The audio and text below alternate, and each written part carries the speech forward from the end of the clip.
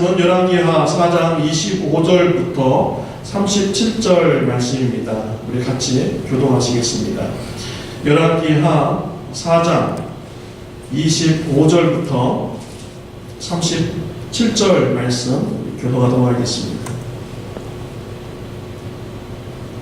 드디어 갈멜산으로 가서 하나님의 사람에게로 나아가니라. 하나님의 사람이 멀리서 저를 보고 자기 사환 게하시에게 이르되 저기 수냄 여인이 있도다. 너는 달려가서 저를 맞아 이르기를 너는 평안하냐? 내 남편은 평안하냐? 아이가 평안하냐 하라 하였더니 여인이 대답하되 평안하다 하고 산에 이르러 하나님의 사람에게 나아가서 그 발을 아는지라. 게하시가 가까이 와서 저를 물리치고자 하매 하나님의 사람이 가로되 가만두라. 그 중심에 괴로움이 있다마는 여호와께서 내게 숨기시고 이르지 아니하셨도다. 여인이 가로되 내가 내 주께 아들을 구하더이까 나를 속이지 말라고 내가 말하지 아니하더이까.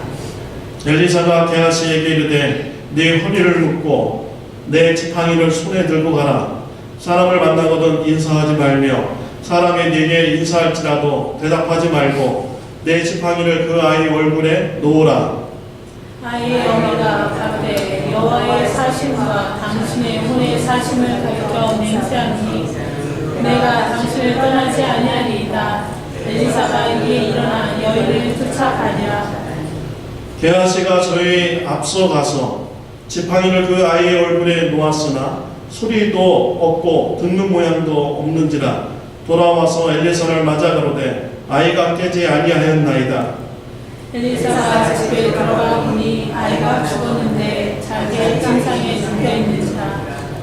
들어가서는 문을 닫으니 두 사람뿐이라. 엘리사가 여호와께 기도하고 아이가 올라 엎드려 자기 발을 그 입에 자기 눈을 부르는데 자기 손을 그 손에 대고 그 몸을 엎드리니 아이 살이 차차 따뜻하더라. 엘리사가 내려서 집안에서 한번 이리저리 다니고 다시 아이 위에 올라 엎드리니 아이가 7번 재채기하고 눈을 뜨는지라. 엘리사가 게하시를 불러서 저 수냄 여인을 불러라 하니 곧 부림에 여인이 들어가니 엘리사가 가로되 내 아이를 취하라. 다 같이 하겠습니다. 여인이 들어가서 엘리사의 발 앞에서 땅에 엎드려 절하고 아들을 안고 나가니라. 에어컨 좀 꺼주시기를 바랍니다. 우리들이 쓰는 말 중에서 악순환이라는 단어가 있습니다. 그 뜻은 나쁜 일이 계속 이어지면서 생긴다라는 이런 뜻입니다. 악순환의 반대말은 무엇입니까? 선순환입니다. 좋은 일이 계속 이어진다라는 이런 뜻입니다. 여러분의 삶은 어떻습니까? 선순환의 삶이 되시기를 바랍니다. 좋은 일이 여러분의 삶 속에서 계속해서 이어지고 풍성하시기를 바랍니다. 저는 지난주에 선순환의 그런 관계를 경험해 보았습니다. 지난주에 멕시코 선교사님 찰스 목사님께서 저희 교회에 의자 커버를 이렇게 하라고 특별헌금을 이렇게 해 주셨습니다. 그래서 제가 왜 우리 교회에 헌금을 했습니까? 멕시코에도 쓸 일이 많은데요. 물어봤어요.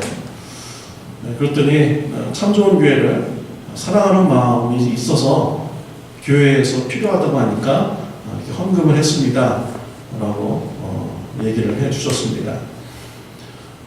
참전교회 성도님들께서 멕시코를 위해서 기도해 주시고 또 이렇게 많이 이렇게 후원해 주고 있습니다. 찰스 목사님 감사하는 마음을 가지고 있었던 거예요. 그래서 우리 교회를 사랑하는 마음으로 또 의자 커버 필요하다 하니까 이렇게 헌금을 하려 주셨습니다. 지난주에 저에게 연락 와서 어떤 분이 멕시코에 쓰라고 이중창, 유리창을 도네이션을 했는데 좀 날려줬으면 좋겠다고 해서 같이 가서 이렇게 도와주었습니다. 하루 종일 걸리더라고요. 도네이션 하신 분이 점심시간 되니까 수고한다고 하면서 염소탕을 그렇게 몸에 좋은 것은 또 이렇게 대접받게 이렇게 되었습니다. 예, 유리창을 가지고 나니까 그 양이 많더라고요.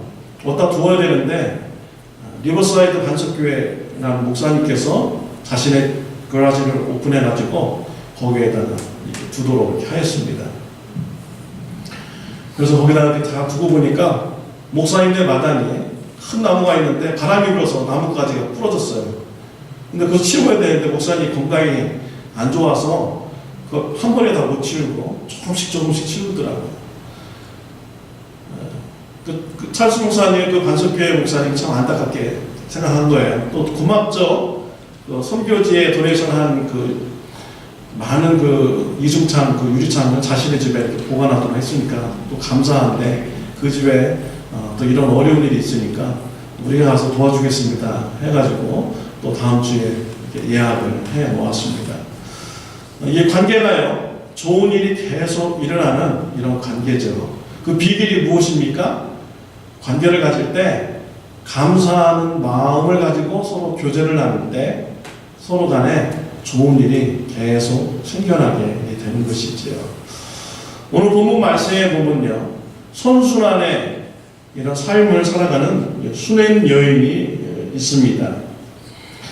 이 여인도요, 하나님 앞에서 감사하는 이런 신앙생활을 통하여서 그의 삶에 좋은 일이 많이 이루어지는 축복을 받은 이런 여인입니다.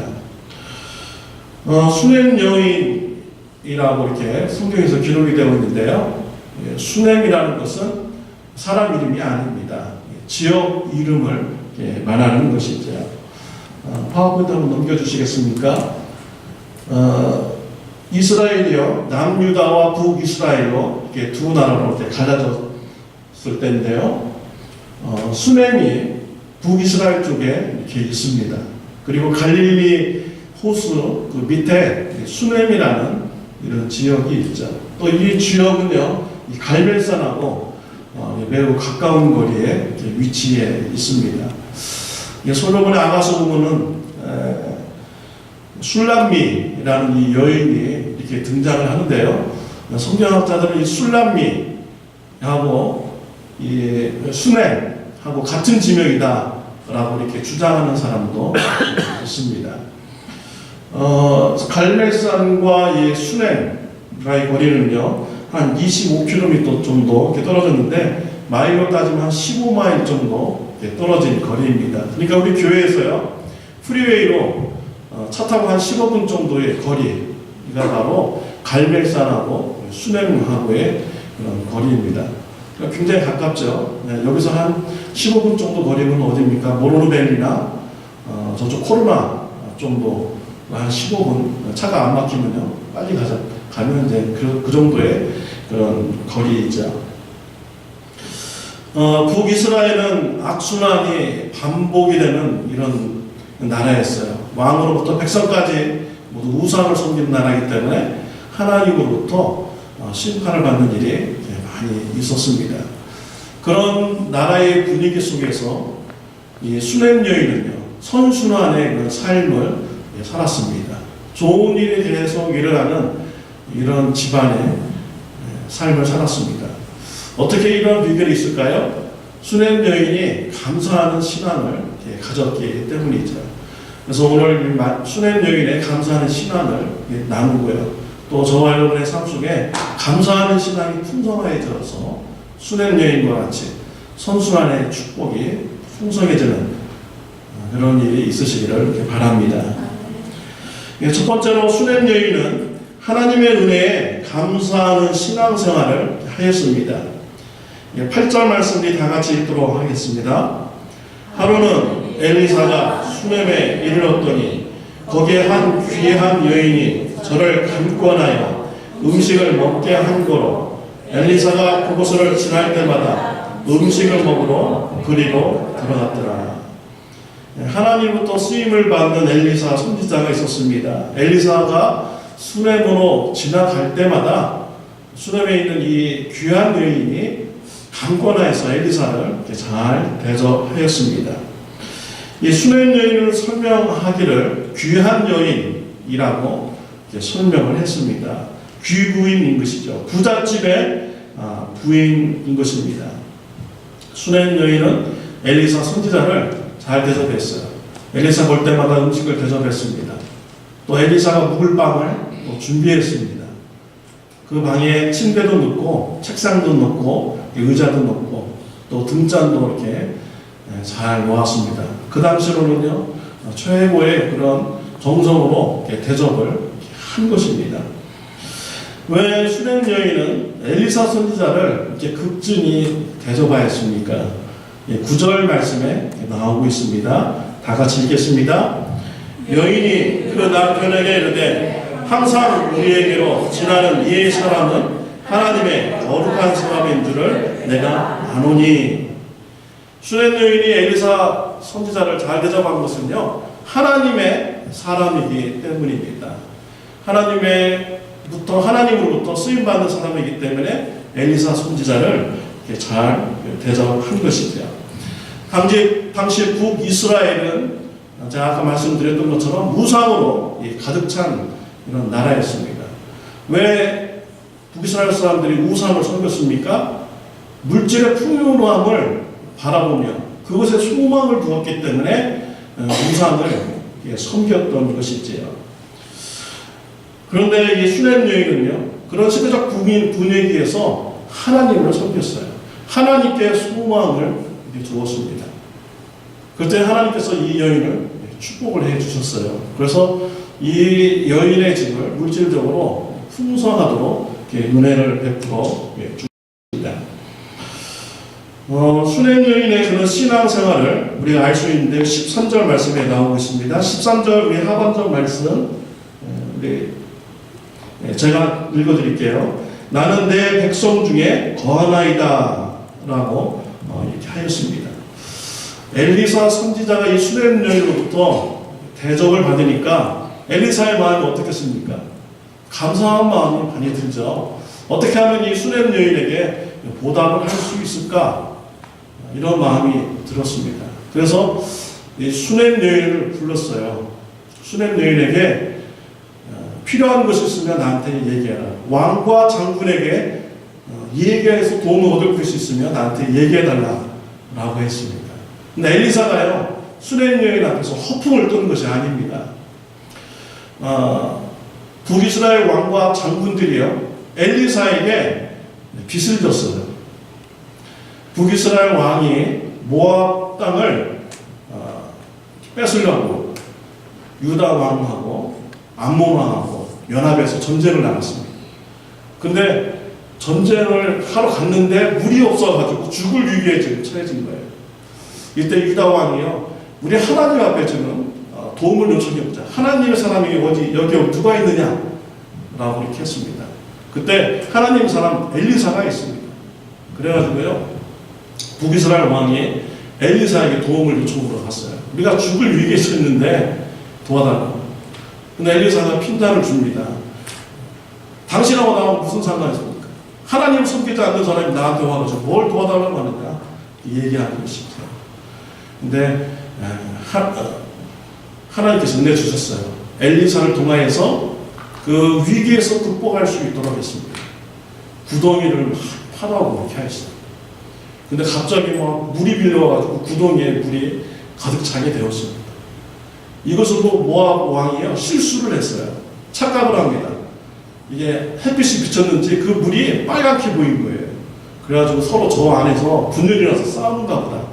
그래가지고 방심하고 그냥 쳐들어갔습니다. 이때요 북이스라엘과 유대는 다 준비하고 있다가 싸워가지고요 전쟁에서 승리하게 되었습니다. 그러니까 북이스라엘 왕하고 장군들은요 엘리사 선지자에게 빚을 진 거예요.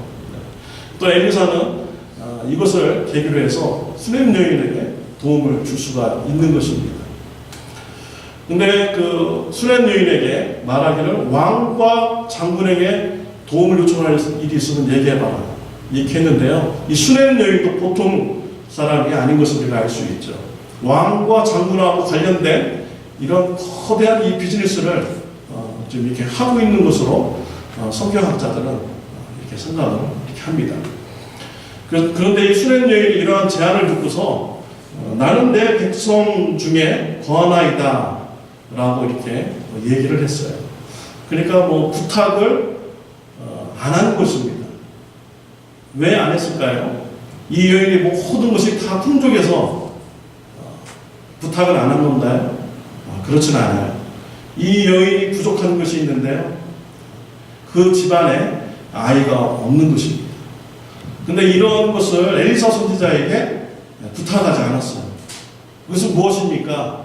하나님께서 자기에게 그동안 베풀어 주신 그 은혜에 대해서요, 자족하였다라는 거예요. 또 만족하였다라는 것입니다. 하나님께서 이만큼 나를 이렇게 은혜 주셔서 살게 해주셨다. 하나님 감사합니다. 하나님의 은혜에 대해서 감사하는 마음을 가지고 자족하였다라는 이런 신앙을 우리가 볼 수가 있는 것입니다. 이 자녀가 없다라는 것은 오늘날은요, 별 문제가 되지 않을 수 있습니다. 그러나 이 구약 시대에는 자녀가 없다라는 것은 큰 문제거리인 것이죠. 또 이 여인은요, 이러한 일을 엘리사 선지자에게 말하지도 않았습니다. 이것은 기대할 수 없는 이런 소망이고 바라볼 수 없는 이런 소망이라고 이렇게 또 생각을 했던 것입니다. 근데 하나님의 사람 엘리사가요, 이것을 위해서 기도하였어요. 그러자 그 수냄 여인에게 은혜가 내려졌습니다. 1년 후에 수냄 여인이 아들을 갖는 이런 축복을 받게 된 것입니다. 이 수냄 여인이 하나님의 은혜를 감사하고 보답하는 마음으로 엘리사 선지자를 잘 대접하여 했더니 그 여인이 바랄 수 없는 소망, 가질 수 없는 이 소망을 하나님부터 받는 이런 축복을 받게 된 것입니다. 이 감사하는 신앙이 이 여인의 가정에 선순환이 되는 귀한 축복을 주게 된 것이죠. 사랑하는 성도 여러분, 저와 여러분들도요, 하나님께서 베푸신 은혜에 대해서요, 감사하고 자족하는 이런 신앙생활이 풍성하시기를 바랍니다. 우리가 감사하는 신앙을 가질 때 하나님께서 우리에게 더 큰 축복을 내려주는 것입니다. 우리 성도님과의 관계에서도요, 우리가 서로 감사하는 마음을 가지고 관계를 가지면 좋겠습니다. 그러면요, 서로 우리 관계를 가질 때 좋은 일이 더 이렇게 많이 일어나게 되는 것입니다. 두 번째로, 이 감사는 평안으로 인도합니다. 23절 말씀 우리 다 같이 읽도록 하겠습니다. 그 남편이 가로되 초 하루도 아니요 안식일도 아니오늘 그대가 오늘날 어찌하여 저에게 나아가고자 하느뇨. 여인이 가로되 평안이입니다. 감사하는 신앙을 가진 이 여인은요, 하나님부터 아들을 받는 축복을 받았습니다. 자, 근데 어느 날 갑자기 아들이 죽는 사건이 일어나게 됩니다. 아들이 아버지 일하는 곳에 가서 구경을 합니다. 그러다가 갑자기 머리가 아프다는 거예요. 그래서 아버지가 어머니한테 가라고 합니다. 어머니한테 가가지고 무릎 위에 앉아 있다가 얼마 있다가 바로 죽게 되었습니다. 이때 그 어머니의 심정이 어떻겠습니까? 정말 어이가 없을 거예요. 황당했을 것입니다. 아침마다 그냥 잘 놀던 이 아이가 갑자기 머리 아프다니 얼마 있다가 그냥 바로 죽으니 얼마나 황당하겠습니까?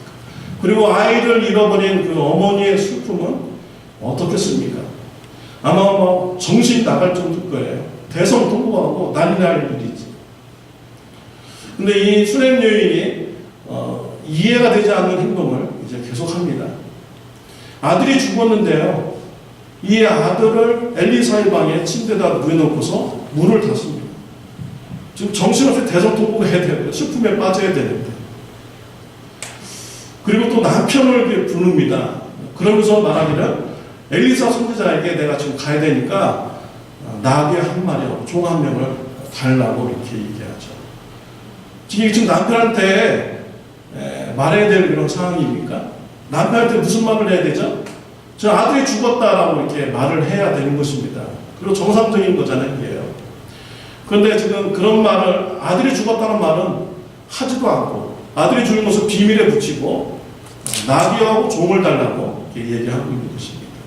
아들이, 그러니까 그 남편이 아니 예배 보는 날도 아닌데 엘리사 선지자에게 왜 가냐? 라고 했어요. 이제 원어적으로 말하면요, 샬롬 한마디만 한 것입니다. 오늘 우리 한국말 성경에는 평안이옵니다 라고 이렇게 좀 그렇게 이제 번역이 되었는데요, 정말 이상한 말이죠. 샬롬 한마디만 한 거예요. 그래서 이 여인은요, 나귀를 타고 종과 함께 갈멜산으로 부지런히 갑니다. 갈멜산에서 누가 있습니까? 엘리사 선지자가 그곳에 거주했던 것이. 산이 높으니까 밑에서 오는 것이 보이죠. 수렘 여인이 올라오는 것을 보고 종을 보냅니다. 아들이 평안하냐, 남편이 평안하냐, 또 당신은 평안하냐 라고 이렇게 물어보라고 합니다.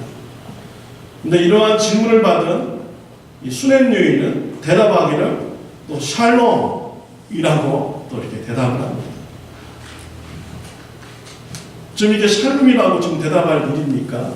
자신의 아들이 죽었는데 이 여인은 계속해서 샬롬이라고 대답을 한 것이죠. 어떻게 이 여인은 샬롬이라고 계속 이 얘기를 할 수가 있었겠습니까?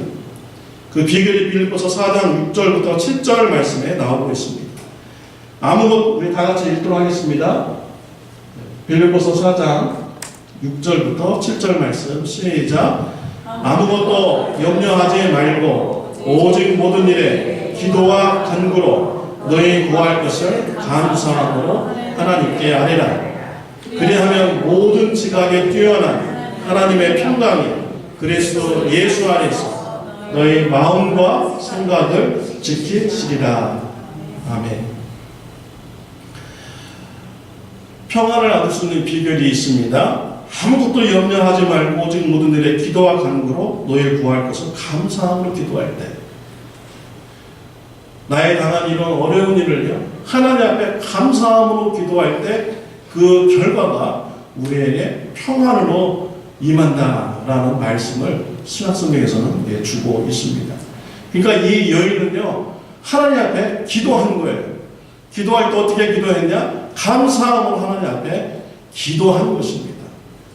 그 기도를 통하여서 이 여인은 평안을 누리게 된 것입니다. 이 아브라함도 하나님부터 아들을 받으라고 할 때 머리가 굉장히 복잡했죠. 그러나 나중에 그는 믿음을 가졌습니다.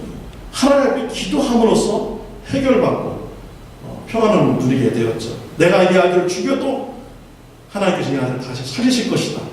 이런 부활 신앙을 가졌던 것이죠. 이 수렘 여인도 마찬가지예요. 바랄 수 없는 중에 받은, 하나님부터 받은 아들, 하나님께서 주셨으니까 분명히 하나님의 계획이 있을 것이다. 이 샬롬, 그런 평안을 누리는 이런 응답을 받은 것입니다.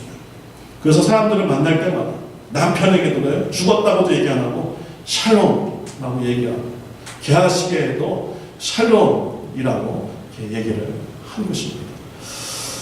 저와 여러분들이요, 이러한 수렘 여인의 신앙이 있으시기를 바랍니다. 엄청난 이런 큰 일을 당할 때요, 우리가 감사함으로 하나님 앞에 기도해서요, 하나님이 주시는 이 평안함을 누리는 이런 축복이 있으시기를 바랍니다. 가나안 땅을 앞에 두고 이스라엘 백성들이 12명의 정탐꾼을 이렇게 보냈죠. 10명이 돌아와서 불평과 원망을 합니다. 가나안 땅 사람들과 싸워서 이길 수가 없습니다 라고 이렇게 원망을 하죠. 그러나 2명의 사람 여호수아와 갈렙은요, 믿음을 가지고 하나님께서 우리와 함께 하시면 저들은 우리의 밥입니다 라고 이렇게 대답을 이렇게 합니다. 그들이 이렇게 믿음을 가지고 하나님을 의지하는 이런 신앙을 어떻게 가질 수가 있겠습니까? 하나님께서 주신 은혜를 그 위기 앞에서 기억한 거죠. 애굽의 강대한 군사 앞에서도 우리를 해방시켜 주신 그 하나님, 광야에서 낮에는 구름 기둥, 밤에는 불 기둥으로 인도하시고 만나와 메추기로 공급하여 주시고 모든 전쟁에서 승리를 이끌어 주신 하나님, 그 하나님이 우리와 함께 한다면 우리는 가나안 사람들과 싸워서도 이길 수가 있습니다 라는 이런 확신을 그들이 가질 수가 있었던 것입니다. 거대한 어려움 앞에서요, 하나님께서 베푸신 은혜를 그런 기억하고 감사하는 시간을 가졌어요. 그럴 때 그들의 마음에 평안함을 누릴 수가 있었던 것입니다. 우리 예수님 앞에서, 우리 예수님도요, 십자가 앞에서요, 굉장히 두려워하셨죠. 그런데 겟세마네 동산에 가셔서 예수님은 기도하셨습니다. 기도한 후에 예수님의 마음속에 두려움은 다 사라졌습니다. 우리 마태복음 26장 45절 46절 말씀 우리 다 같이 읽겠습니다. 이제는 자고 쉬라. 보라, 때가 가까웠으니 인자가 죄인의 손에 팔리우리라. 일어나라, 함께 가자. 나를 파는 자가 가까이 왔느니라. 우리 예수님의 모습이 얼마나 담대합니까? 기도를 마친 후에 나를 파는 자가 가까이 왔다. 일어나라, 함께 가자. 라고 예수님의 마음이 담대하고 또 평안함을 누리는 것을 볼 수가 있습니다. 우리 삶 속에 어려움이 문제가 있을 때요, 여러분 원망하고 불평하기보다는 하나님께서 우리에게 베풀어주신 은혜를 우리가 기억하고 기도하시길 바랍니다. 기도할 때 하나님께서 저와 여러분의 마음을 지켜주시리라 믿습니다. 평안으로 인도하여 주시리라 믿습니다. 세 번째로, 감사는 더 큰 감사를 낳게 합니다. 37절 말씀 우리 다 같이 읽겠습니다. 여인이 들어가서 엘리사의 발 앞에서 땅에 엎드려 절하고 아들을 안고 나가니라. 수넴 여인의 아들이 죽었다는 소식을 엘리사가 이렇게 듣게 됩니다. 엘리사가 참 다급해지게 되었어요. 당황하게 됩니다. 그래서 자신의 종 게하시에게 자신의 지팡이를 주면서 얼른 달려가서 인사도 받지도 말고, 누구에게 인사도 받지도 말고 빨리 달려가서 그 아이에게 지팡이를 올려놓으라 라고 합니다. 그렇게 굉장히 다급하게 게하시를 먼저 보내게 되죠. 근데 이 수넴 여인이요, 엘리사에게 엘리사와 항상 같이 있겠다라고 얘기합니다. 이거 무슨 뜻입니까? 수넴 여인이 엘리사와 보고 지금 같이 수넴으로 가자라는 그런 이야기죠. 항상 같이 있겠다고 하니까 어떻게 엘리사가 어쩔 수 없이 수넴으로 같이 가게 되는 것이죠. 수넴으로 가는 도중에 게하시로부터 보고를 받습니다. 지팡이를 놓았는데 아이가 계속 죽어있다라고 이렇게 얘기하죠. 그 집에 들어가서 문을 닫습니다. 그리고 아이 위에 엎드려서 이제 기도하죠. 눈에 마주치고, 입을 아이의 입에 마주치고, 손을 아이의 손을 붙잡고 엎드려서 기도하였습니다. 엘리사의 심정을 나타내는 그런 행동입니다. 그런 자신의 그런 생기가 이 아이한테 들어가서라도 살려달라는 이런 심정으로 이 엘리사는 하나님 앞에 기도를 했던 것이죠. 이 아이가요, 점점 몸이 뜨거워지기 시작했어요.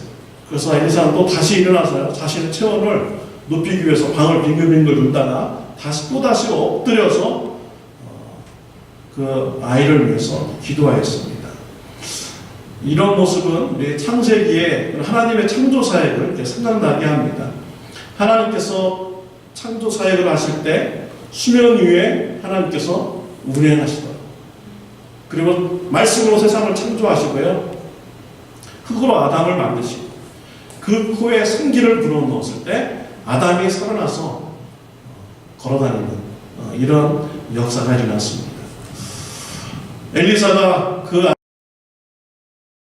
아이의 입에 자신의 입을 대고, 코에 그의 코를 대고, 눈에 그의 눈을 대고 기도할 때 하나님께서 그 코에 생기를 불어넣어 주셨습니다. 그래서 아이가 다시 살아나는 이런 일이 생겨나게 되었습니다. 아이가 7번 재치기 하면서 완전히 살아났습니다. 7번이라는 것은 완전 숫자죠. 그리고 7번 재치기 했다라는 것은요, 완전히 살아났다라는 것을 말하는 것입니다. 왜 하나님께서는 이 여인에게 아들을 주시고요, 또 죽었다가 다시 살아나는 이러한 고난을 주셨습니까? 이 여인의 믿음을 성장시키기 위한 것이죠. 아이가 죽기 전에 이런 여인의 감사의 신앙과 아이가 죽었다가 살아난 후에 이 여인의 감사의 신앙은요, 완전히 다른 것입니다. 더 큰 감사가 그에게 넘쳐나게 되고 더 강한 감사의 신앙생활을 그 여인이 가지게 될 수가 있는 것이지요. 아이가 죽었을 때 이 수냄 여인의 마음이 굉장히 아팠을 것입니다. 우리가 이것을 보면요, 하나님 아버지가 아들 예수 그리스도를 이 땅에 내려보내시고 십자가에서 죽이시는 그 말씀이 생각납니다. 우리 예수님이 이 땅에 내려와서 저와 여러분의 죄를 대신 지시고 십자가 못 박혀 죽었을 때 하나님 아버지의 마음이 얼마나 아프셨을까요? 여러분의 자녀가 십자가 못 박혀 죽는다고 하면 얼마나 마음이 아픕니까? 하나님이요, 그와 같이 우리를 사랑하여 주신 것입니다. 그리고 죽으신 예수님을 다시 살리셨습니다. 그래서 저와 여러분들에게 죄사함 받을 수 있는 길을 열어 주신 것입니다. 하나님께서 저와 여러분들을 이렇게 사랑하여 주신 것입니다. 더 큰 은혜를 주시기 위해서 그의 아들을 십자가에 못 박혀 죽게 하신 것입니다. 하나님의 그런 사랑을 감사할 수 있는 귀한 신앙이 저와 여러분들에게 있으시기를 바랍니다. 감사하는 신앙을 가질 때 선순환의 역사가 일어납니다.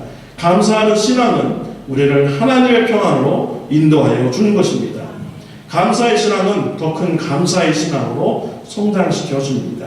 감사하는 신앙을 통하여 선순환의 축복의 신앙이 풍성하시기를 바랍니다. 기도하시겠습니다. 하나님